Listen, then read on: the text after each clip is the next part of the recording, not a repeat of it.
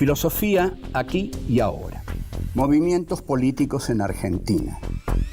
La ilusión en el progreso histórico era la bandera fundamental de la izquierda política. Sí, que se rompa, pero que no se doble.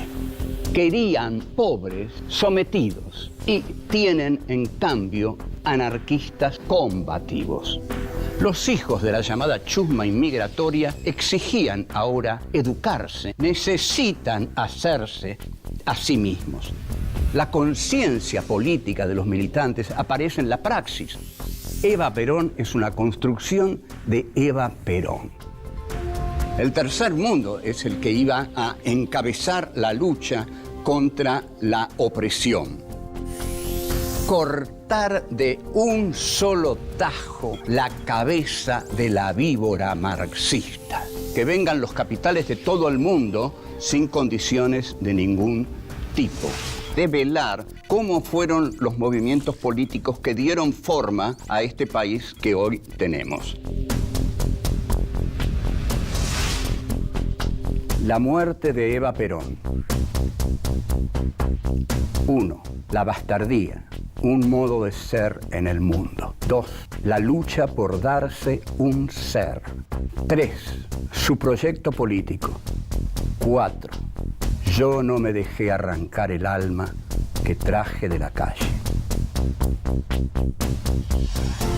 La bastardía, un modo de ser en el mundo. Hoy nos vamos a ocupar de un tema arduo, difícil y frecuentemente doloroso, muy doloroso. Para algunos, no para todos, pero así es la historia. Unos la ven de una manera, otros la ven de otra manera. Bueno, la cuestión es la siguiente. Dije esto para decir que vamos a hablar de la muerte de Eva Perón.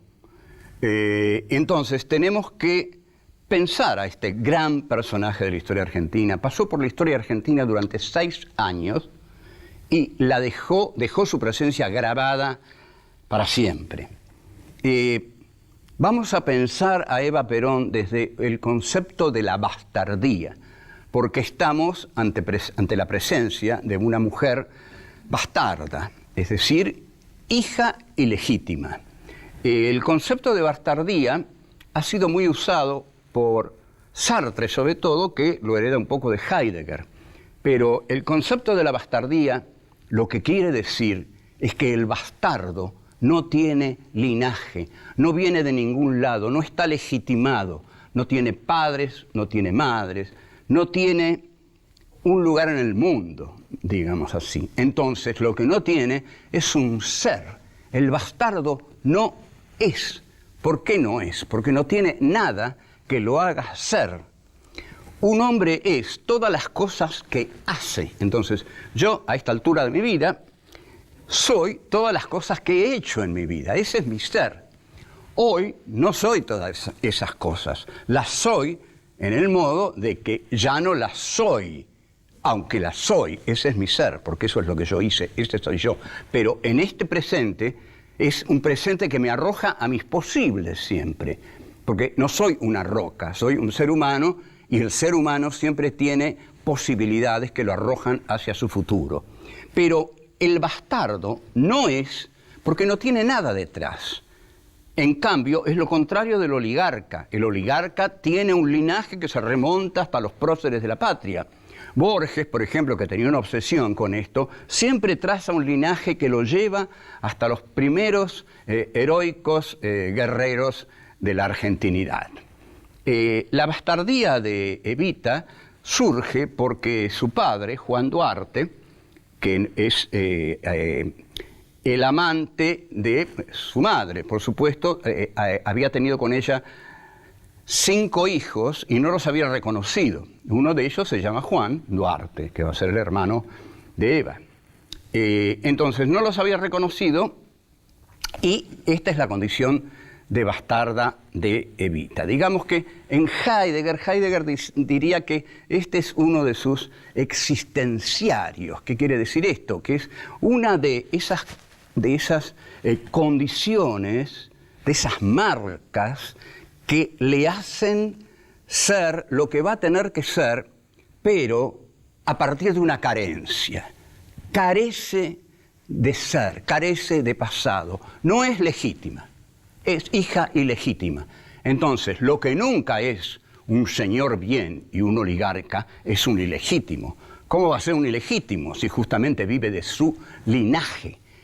Entonces, el bastardo es un ser inauténtico porque no tiene la autenticidad del ser que lo antecede, del ser que lo hace ser lo que es. No, va a tener entonces que inventarse.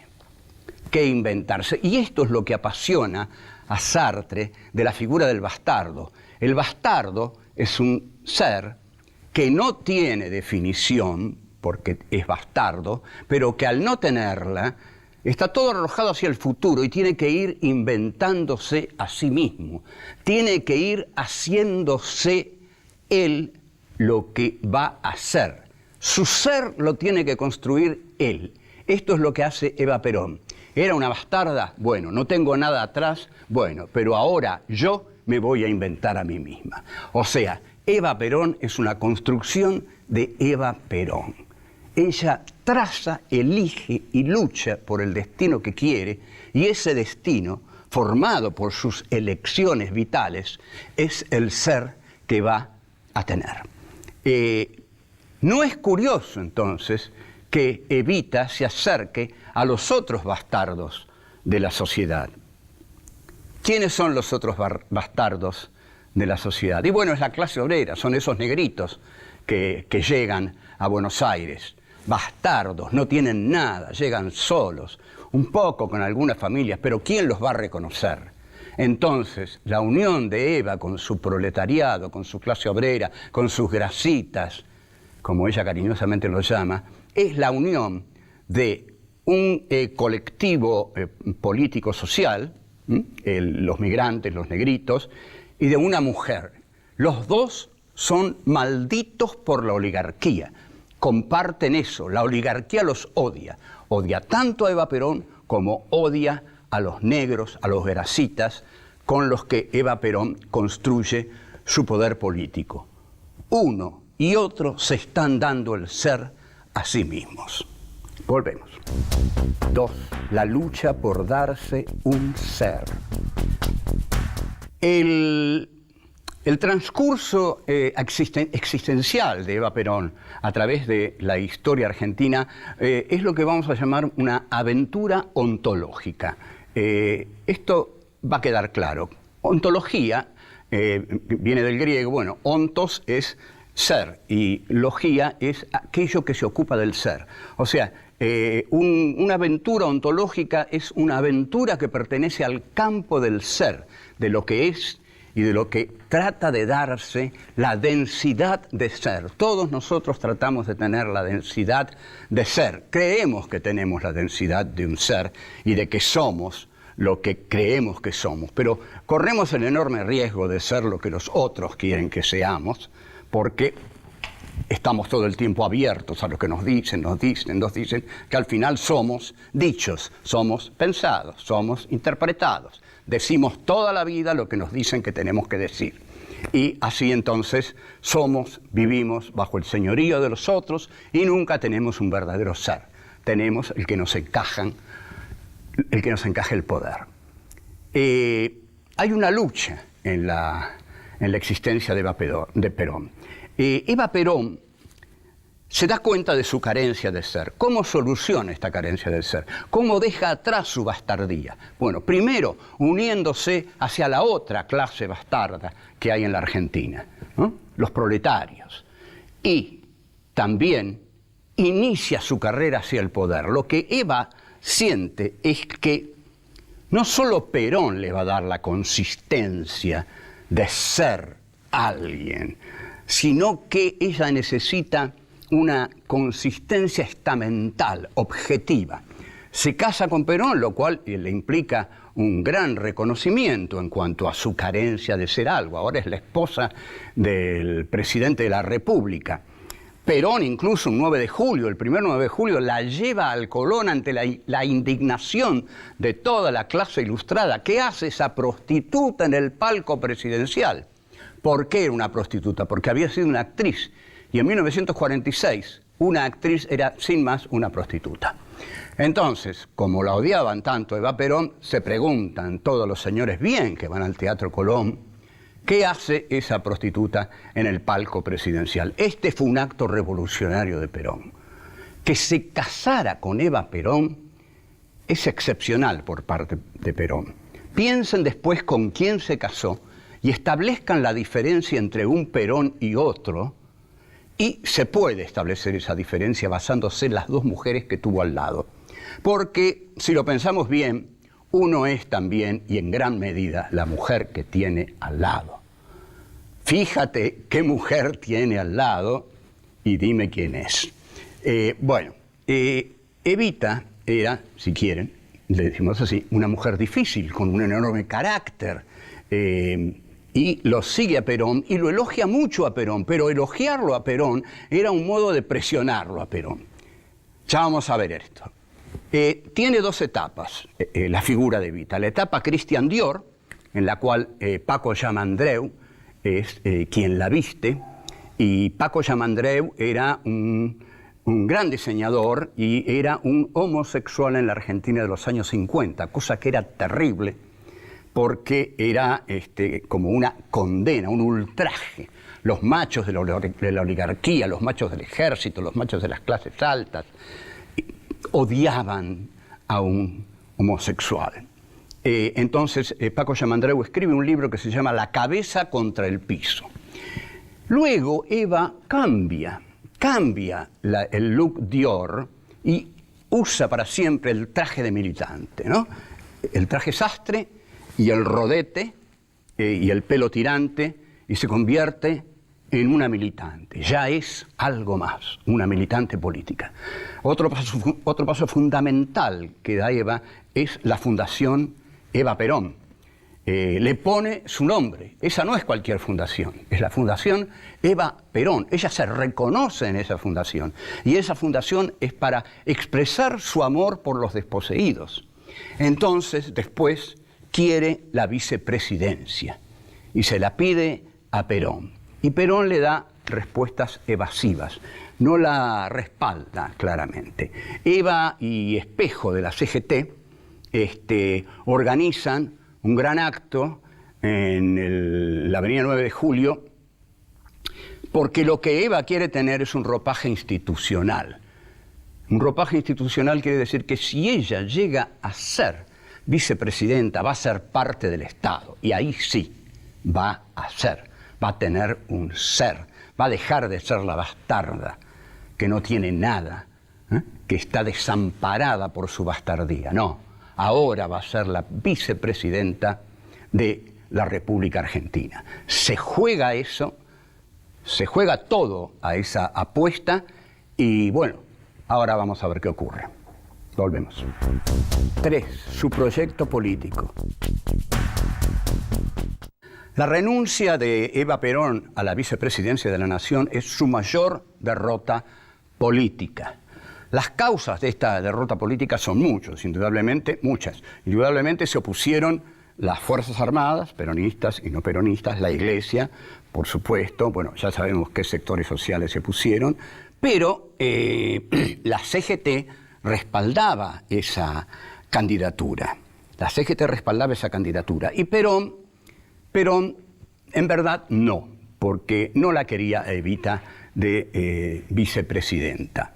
Evita fue, a lo largo de todo el tiempo y los años y los meses y los días que estuvo al lado de Perón, compartiendo con él la política presidencial, fue el más importante adversario que tuvo Perón. Esta es una tesis muy arriesgada, pero tenemos que pensar quiénes fueron los adversarios de Perón. En verdad, tanto no valían, pero la que más valía en esa Argentina de los años 50 era Eva Duarte de Perón. Y Evita le exigía a Perón ir más allá, seguramente, de lo que Perón quería ir. Y los elogios que Evita le daba a Perón, porque lo elogiaba muchísimo, pero esos elogios eran incómodos para Perón, porque Evita le hacía sentir que esperaba tanto de él que él sentía que no podía responder a esa espera, a esa exigencia. Esta mujer espera mucho de mí, esta mujer exige mucho de mí. Yo no quiero hacer tanto. El Che hace lo mismo con Fidel Castro. En un folleto del Che que se llama Revolución Cubana, vanguardia de la revolución o excepcionalidad histórica. Está por ahí, consíganlo. Comienza hablando de la única excepcionalidad histórica de la Revolución Cubana y dice que es Fidel Castro. O sea, el Che, y bueno, ahí habla de Fidel maravillas y maravillas y maravillas. El Che también lo elogiaba a Fidel para obligarlo a Fidel a estar a la altura que él quería que estuviera. Al final, bueno, sabemos, el Che se va de Cuba. Los dos no podían estar en Cuba. El Che se va a Bolivia, antes se va al Congo, pero al final se va a Bolivia. Y Eva Perón tiene el mismo problema con Perón. ¿Pueden gobernar los dos? Porque sin duda alguna Evita le debía llenar bastante la cabeza al general con proyectos políticos que Perón no tenía tantas ganas de hacer o que por ahí consideraba que no era el momento de hacerlos. La concepción de Perón es la de la comunidad organizada, y la comunidad organizada implica un proyecto de conciliación de clases, tratando de beneficiar dentro del capitalismo a las clases postergadas. Ahora, Evita, por el contrario, lleva adelante un proyecto popular, proletario y extremo, digamos, jacobino. Los jacobinos eran el ala extrema de la Revolución Francesa, y su nombre se basa en que se reunían en el monasterio de los jacobinos. Bueno, Evita, digamos, puede ser considerada como la izquierda de Perón, porque su unidad con lo popular, con el proletariado, y sus deseos de cada vez irlos beneficiando más, y su odio a las clases poderosas, que en cada discurso se explicitaba más y más, empezaban a preocupar seriamente a Perón. De aquí que la generación del 70 construye su Che Guevara, que es Eva Perón. Por eso los montoneros lanzan una consigna que es famosísima: si Evita viviera, sería montonera, lo cual es una petición de principios que, digamos, se discutió mucho en esa etapa, ¿no? Porque si Evita viviera sería montonera, si Evita viviera estaría en la lucha armada, lo cual los que no estaban en la lucha armada, sino que hacían trabajo político de superficie, también creían que Evita estaría con ellos de haber vivido. Ahora, hay algunas preguntas que nos podemos hacer y que son apasionantes. ¿Qué hubiera hecho Eva frente al bombardeo del 55? ¿Cómo hubiera reaccionado después de esa barbarie? Porque eso sí que fue una barbarie. Bombardear una ciudad abierta e indefensa fue un acto de barbarie. Bueno, ¿qué podemos deducir de esto? Le hubiera dicho a Perón que había que pelear en ese mismo momento. Que negarse a pelear en ese momento puede haber sido difícil, pero no hay que olvidar que ese bombardeo fue muy terrible. También es cierto que Perón respondió dándole a los suyos, digamos, libertad para responder violentamente, pero una violencia casi, digamos, callejera, ¿no? Pero Evita, de haber estado en el 55, hubiera exigido, sí, un levantamiento del ejército leal que marchara decididamente a cortar la revolución que ya oligárquico-liberal, que ya era inevitable. Eso hubiera hecho Evita, creo, y creo que es así. Volvemos. 4. Yo no me dejé arrancar el alma que traje de la calle. Pero es el cuerpo de Eva el que va a solucionar todos estos problemas, porque el cuerpo de Eva se enferma. A todos nos mata nuestro cuerpo. y a Eva la mata su cuerpo. Llega hasta pesar 33 kilos más o menos, porque tiene un cáncer de útero, y esta enfermedad le soluciona a Perón un problema muy serio, que es el problema de qué hacer con su cuadro auxiliar de conducción más importante, como era Eva. Y Eva sufre mucho, es una enfermedad muy dolorosa, hasta dice soy muy chiquita para sufrir tanto, y hay algo notable. Hay un texto de Eva, La razón de mi vida, que es lectura obligatoria en los colegios, pero hay otro que ella dicta mientras está muriendo, un mes antes de morir, desde su cama. Entre marzo y junio de 1952, Evita dicta el texto Mi mensaje.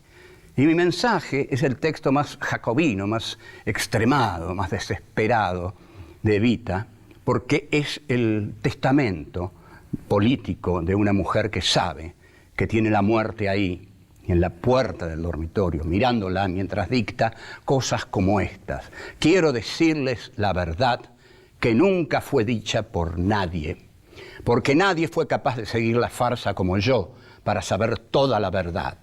Porque los que salieron del pueblo para recorrer mi camino no regresaron jamás, se dejaron deslumbrar por la fantasía maravillosa de las alturas y se quedaron ahí para gozar de la mentira. Esta frase es descomunal, descomunal. Todos los que llegan a lo alto se quedan ahí para gozar de la mentira, dice. Yo no me dejé engañar, digamos, por los oropeles del poder. ¿Y cuántos se dejan engañar por eso? Ya casi es un lugar común. Pero Eva llega, los mira y regresa con los explotados, dice. Hay un viaje de ida que es de ascenso y hay un viaje de retorno. Se une finalmente al destino de los que sufren. Digamos que establece aquí dos niveles de la realidad. Arriba están las fantasías del poder, arriba están los oropeles, las luces, los brillos, las joyas. Abajo está la carencia. Entonces, Eva Perón quiere hacer de los pobres otra cosa. No quiere para ellos ni escasez ni abundancia. Quiere justicia social. Este es el credo de Eva Perón. La justicia social, que tiene que ser igual para todos. Y también, en Mi mensaje, dice, yo no me dejé arrancar el alma que traje de la calle.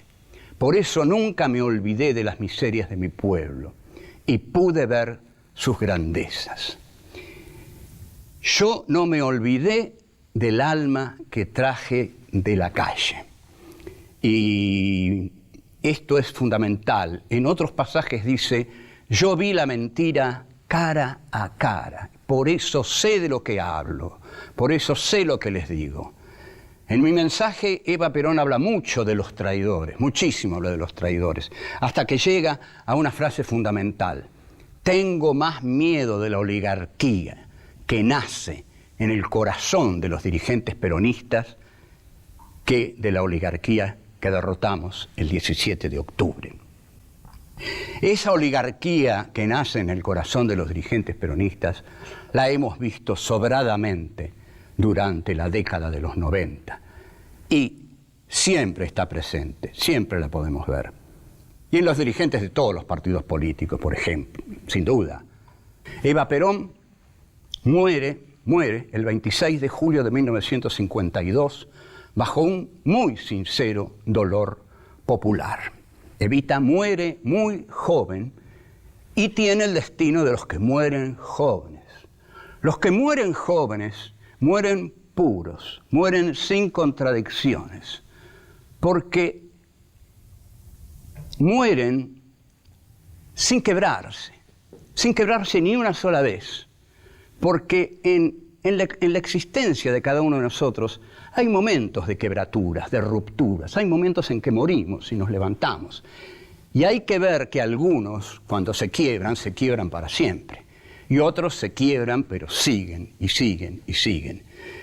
No sé cuál hubiera sido el destino de Evita.